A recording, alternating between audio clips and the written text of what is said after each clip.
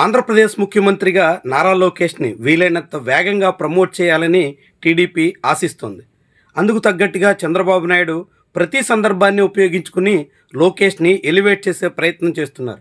ఆఖరికి Vizag steel plant లాంటి చోట 9 మంది కార్మికుల ప్రాణాలు కోల్పోతే ముఖ్యమంత్రి అమరావతికే పరిమితమై నారా లోకేష్ని అక్కడికి పంపించారు. ఆ తర్వాత జరిగిన పరిణామాలు, దాని ఫలితం అదంతా పక్కన పెడితే అలా కీలకమైన సందర్భాల్లో నారా లోకేష్ని తెర మీదకు తీసుకురావడం ద్వారా ఆయనకి దాదాపు ముఖ్యమంత్రి అనేటువంటి రీతిన చిత్రీకరించే ప్రయత్నాలు చేస్తున్నారు.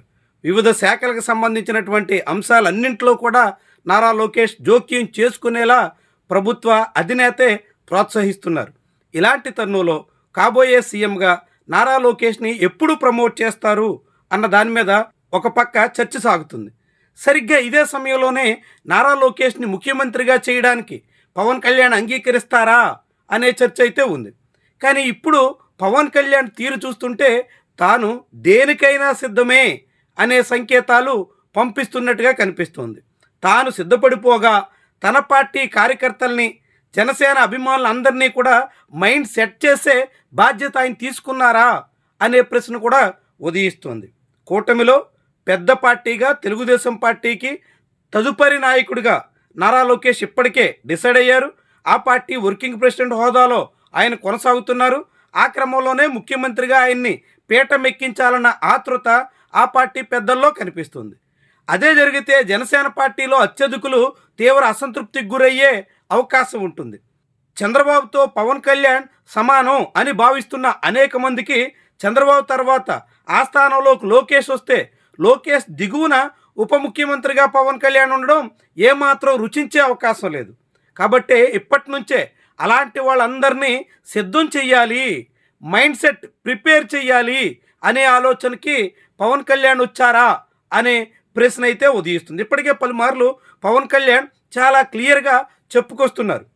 తనకు రాజకీయంగా అనుభవం లేదని, తాను పెట్టుబడులు తీసుకురాలేనని, తనకు పోలవరం ప్రాజెక్టు గురించి పూర్తిగా అవగాహన లేదని, వైజాగ్ స్టీల్ ప్లాంట్ గురించి కూడా తనకేమీ తెలియదని, ఇలా వివిధ సందర్భాల్లో తాను ముఖ్యమంత్రి పీఠానికి సూటబుల్ కాదు అని ఆయనే చెప్పేస్తున్నారు. పైగా ఇటీవల పదే పదే ఆయన చెప్తున్నటువంటి కీలకమైనటువంటి కామెంట్, తనకు పదవుల మీద ఆశ లేదు, అంటే ముఖ్యమంత్రి పీఠం ఎక్కడం పవన్ కళ్యాణ్కే ఇష్టం లేదు అనే సందేశాన్ని పంపించే ప్రయత్నంలో ఉన్నారు. అంటే పవన్ కళ్యాణ్ ఫ్యాన్స్ కూడా చంద్రబాబు తర్వాత ఆ స్థానంలోకి రావాలి అనే ఆశలు పెట్టుకోవద్దు అనే అభిప్రాయాన్ని పవన్ కళ్యాణ్ కలిగించే పనిలో ఉన్నారు. తద్వారా జనసేన శ్రేణుల్లో జనసేనకు కూడా ముఖ్యమంత్రి పీఠం దక్కుతుంది అనే ఆశ ఎక్కడైనా ఉంటే అలాంటివన్నీ తుడిచేయాలి అనే అభిప్రాయానికి పవన్ కళ్యాణ్ వచ్చారు. అందుకు తగ్గట్టుగా క్రమంగా తన అభిమానులను అందుకు అనుగుణంగా మలిచే ప్రయత్నం చేస్తున్నారు. బహిరంగంగా మాట చెప్పారు. తాజాగా ఏఎన్ఐకి ఇచ్చిన ఇంటర్వ్యూలో కూడా మరోసారి పునరావృతం చేశారు. నారా లోకేష్తో వారసత్వం విషయంలో ఏమైనా వివాదం ఉంటుందా అని అడిగితే తనకు పదవులు ముఖ్యం కాదు రాజకీయంగా అంటూ పవన్ కళ్యాణ్ చాలా సూటిగా వెల్లడించారు. అంటే తనకు ముఖ్యమంత్రి పీఠం మీద ఎటువంటి ఆశ లేదు అని చెప్పేశారు. అంటే తాను రేసులో ఉండడం లేదు అన్నది కూడా వెల్లడించేశారు.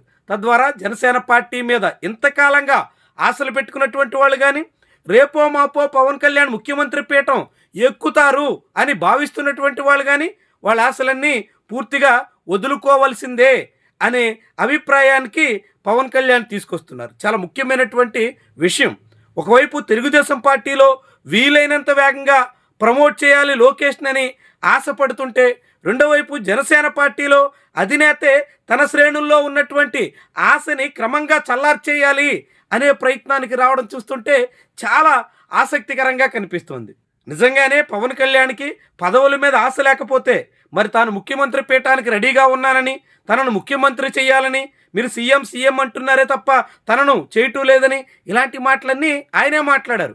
పోనీ అప్పుడేదో తెలిసి తెలియక మాట్లాడారే అనుకుంటే మరి నిజంగా ఏ పదవులు ఆశించకపోతే పార్టీ ఎందుకు పెట్టినట్టు? ఏ పదవులు కోరుకోకపోతే ఎవరో లింగంనేని రమేష్ లాంటి వాళ్ళని ఎంపీ చేయడం కోసం అంతగా ఎందుకు తపన పడినట్టు?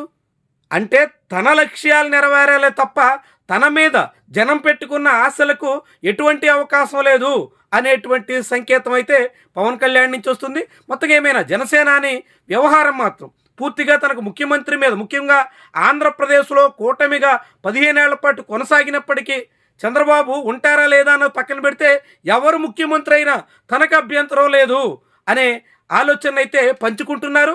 తద్వారా తన పార్టీ శ్రేణులందరినీ సెట్ చేస్తున్నారు. ఆ తర్వాత నారా లోకేష్కి పట్టాభిషేకానికి లైన్ క్లియర్ చేసే పనిలో పవన్ కళ్యాణ్ ఉన్నారన్నట్టుగా భావించాల్సి వస్తుంది.